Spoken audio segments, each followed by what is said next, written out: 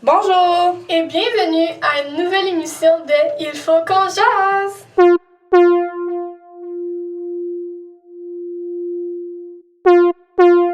Si vous êtes nouveau, mon nom est Catherine et voici ma co-animatrice, Florence! Aujourd'hui, nous allons parler d'une catastrophe naturelle qui touche beaucoup de personnes, les inondations!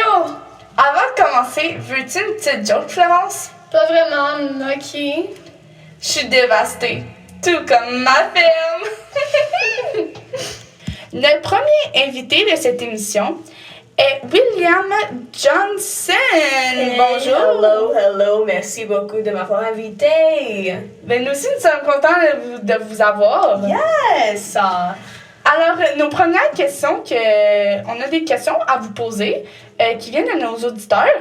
Alors, la première question que nous avons, c'est en étant dans une ville assez humide, chaude et subtropicale, comment avez-vous réagi à cette tragédie? Les inondations, il y en a tellement, tu les vois venir du coin de la rue. Non, mais franchement, tu t'habitues au fil du temps. Tu sais quoi faire, comment te protéger, mais tu n'échapperas jamais aux dommages concernant les récoltes. Ouais, je comprends ça. Et une deuxième question pour vous, c'est quand l'inondation s'est passée en 2019, est-ce que vous avez perdu beaucoup de vos récoltes? Ben, disons que j'ai pu sauver une de mes récoltes de maïs en leur faisant du bouche à bouche, là, mais sinon, j'espère que ma récolte de soya repose en paix. Ouais. Repose en paix. Beaucoup de dommages. Bonjour, M. Johnson. Donc, quelles étaient les plus grosses conséquences que les inondations ont causées sur la population et l'agriculture? Ben, la perte d'un bon gros revenu de récolte, beaucoup de récoltes perdues, puisque toutes les terres étaient submergées, là, c'est... Ouais. D'accord. Et est-ce que le Nebraska est beaucoup à risque de catastrophes naturelles ou artificielles par les inondations? Ben oui, comme si c'était pas assez. On a la pollution, là, mais c'est tout le monde qui a à deal with that. Puis les blizzards.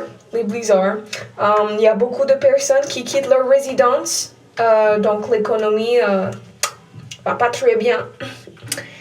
Oui. D'accord. Alors, Monsieur Johnson, on a une dernière question pour vous. En étant une ville de l'Amérique du Nord, est-ce que le Nebraska est développé ou en développement? Ben, je dirais que la ville est développée. Ouais. Parfait. Est-ce que vous est développé? Non. Non? Ben, la ville est développée, donc... J'adore. Ouais. Parfait. Ben, merci beaucoup, Monsieur Johnson, d'avoir été venu. Ben, ça me fait plaisir. Merci beaucoup. Merci.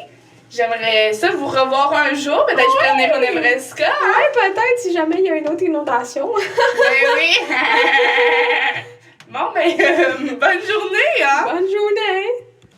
Maintenant, nous allons accueillir notre deuxième invité, Frédéric Bilodeau. Bonjour, hey! Donc, Frédéric, qu'avez-vous trouvé le plus surprenant lors des inondations de 2011 en Montérégie? Ben, en prenant mon café, j'ai regardé par la fenêtre, pis mes champs, ils étaient submergés. Et boy, ma petite fille, j'étais épouvantable, écoute.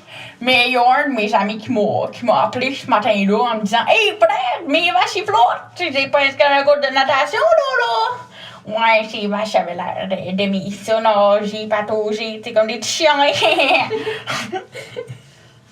Très drôle. Ben oui. Notre prochaine question pour vous, Monsieur Bilodeau, Ben oui, allez-y, écoute. c'est avez-vous perdu votre principale production agricole de céréales lors de la catastrophe et quelles étaient ses conséquences? Oui, ben écoute, j'ai perdu le corps de mon champ. J'étais ensevelie, mais par chance, j'ai pu garder une partie de mes plantations, mais ça n'a pas donné grand-chose, écoute. Puis ça m'a engendré une grande perte de revenus. Ouais. Pour vous, hein, ça aurait dû être un moment très difficile. Oui, super difficile, écoute. J'ai dû prendre un prêt personnel à la banque. Ouais, j'étais triste. Fred, y a-t-il encore aujourd'hui des risques naturels ou artificiels qui hantent votre ville? Ben oui, écoute, je dirais les risques d'inondation sont encore bien présents parce que la plupart des terres agricoles sont au bord de la rivière Richelieu puis du lac Champlain. Mais il y a des digues qui nous protègent, mais tu sais, ça peut arriver qu'ils rompent comme nos relations. Ouais, shout-out to Ginette, hein, écoute. Comme elle a rompu, comme en 2011, hein, ben, chaque année, on a un peu d'eau sur nos terres. Mais tu sais, pas assez pour que ça affecte toutes nos récoltes et qu'on devienne pauvres, là. Fait que, ouais. Ben, parfait. Puis, quels étaient les plus gros défis à surmonter pour la population lors du malheureux événement? Je dirais les grands défis, là, c'était plus pour les agriculteurs que la population. Parce que la population, elle faisait juste se déplacer au coin de la rue, puis elle était correcte, tu sais. Mais la perte de revenus, moi, dans mon cas, là, c'est la perte de revenus. J'ai perdu 25 000 piastres, ma petite fille. C'est beaucoup? Ben oui, 25 000 piastres. Puis là, ben, je pouvais plus cultiver mon champ. Puis là, ben, c'est sans compter les travaux à faire. Écoute, tu sais, pomper, pis tous ces trucs, là, ben ouais. C'était beaucoup? Ben oui, énormément. Alors, nous avons une dernière question pour vous, M. Bilodeau. Ouais, avant de commencer, t'as-tu du café? Malheureusement, non. Notre machine est brisée.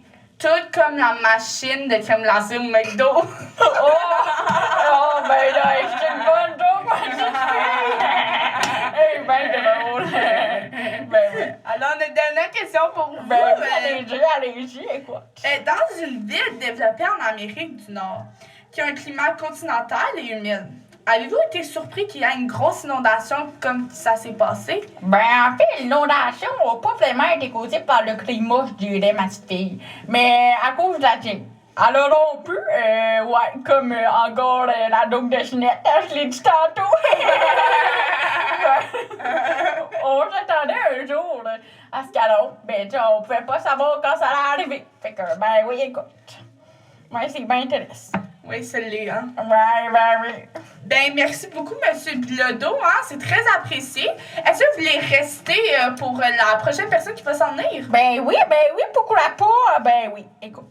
Ben, parfait. Voici notre troisième invité, Normand Bilodeau. Donc, quelles étaient les conséquences sur l'agriculture et la population après le malheureux événement? Les terres étaient submergées, donc pas de récolte, pas de nourriture. C'était pas bien pour l'économie. Tragique. D'accord.